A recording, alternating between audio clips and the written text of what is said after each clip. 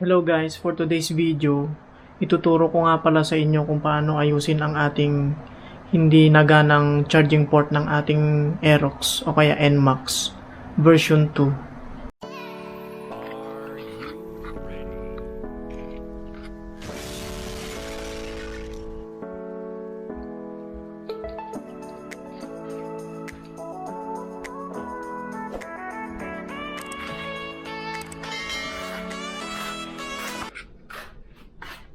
Hi guys, may charging port ako dito.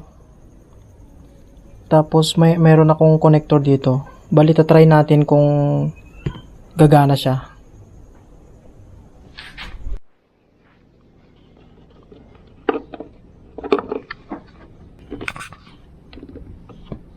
Then i-open natin yung motor natin.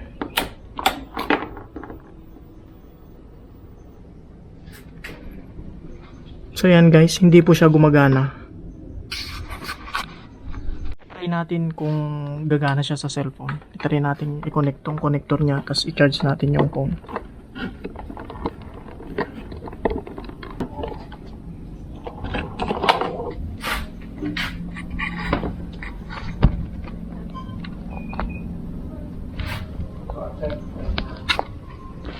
Wala, hindi siya nagana. Bali guys, pagka nagana pala tong charging port, may ilaw siya dito, indicator, nag-i-indicate na nagana siya.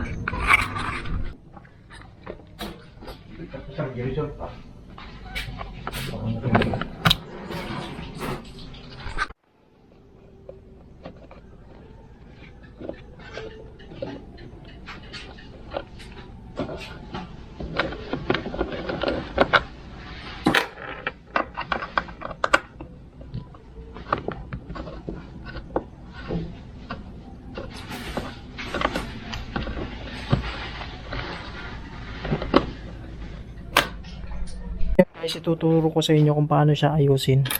Mostly, ang kadahilanan kaya pumapalya siya, hindi nagana yung sa charging port is ito. Yung fuse na 5 ampere, dito siya nakalagay. Side na to.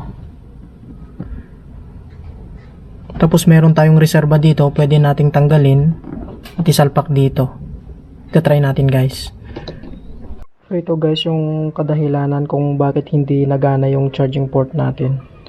Mostly nababusted siya, napuputol. Pero pwede rin kayong bumili sa Shopee, mga 5 pesos atang isa nito. So yan guys, i-try na natin isalpak. Dito lang sa side na to. Ayan, kita ba?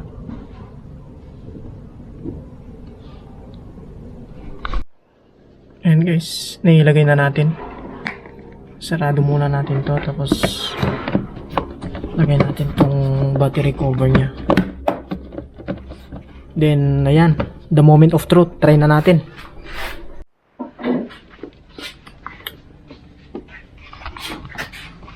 Ayan guys, nagana na siya.